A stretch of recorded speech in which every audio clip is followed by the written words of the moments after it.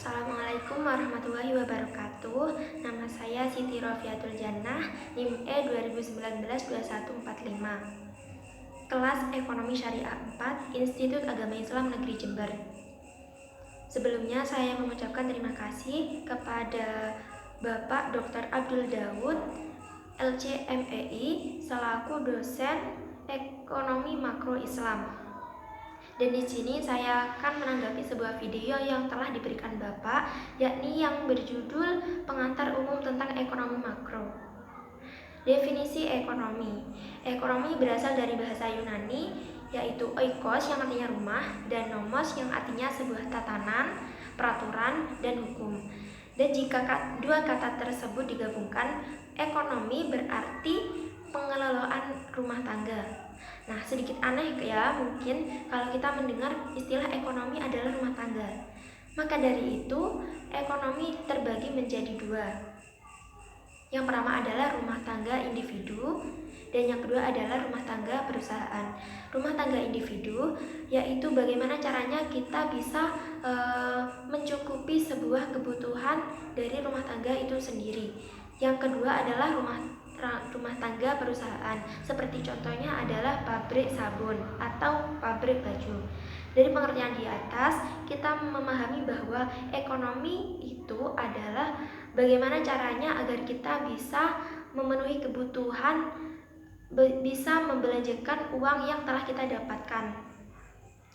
Banyak sekali orang yang membahas bagaimana caranya untuk mendapatkan uang, namun tidak banyak orang yang membahas tentang bagaimana memanage uang yang telah kita dapatkan. Banyak orang yang secara zahir gajinya banyak, pendapatannya banyak, namun ia juga bisa terlilit hutang.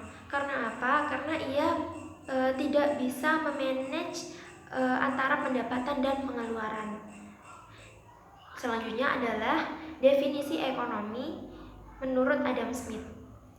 Ilmu ekonomi adalah sebuah cabang ilmu yang mempelajari atau membahas tentang tingkah laku manusia dalam usahanya untuk mengalokasikan atau mengolah sumber daya yang memiliki batasan penggunaan untuk mencapai sebuah tujuan tertentu.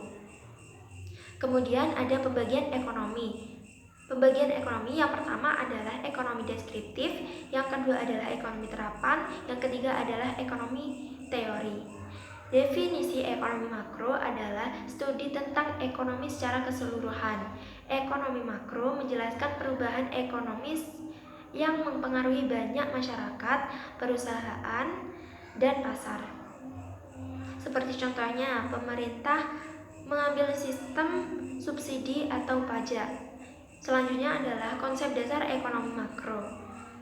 Yang pertama ada pendapatan dan pengeluaran, yang kedua adalah pengangguran, yang ketiga adalah uang dan fungsinya, yang keempat adalah inflasi dan deflasi, 5 ada permintaan dan penawaran agregat, yang keenam ada keseimbangan pasar, barang, dan uang, 7 ekspor dan impor.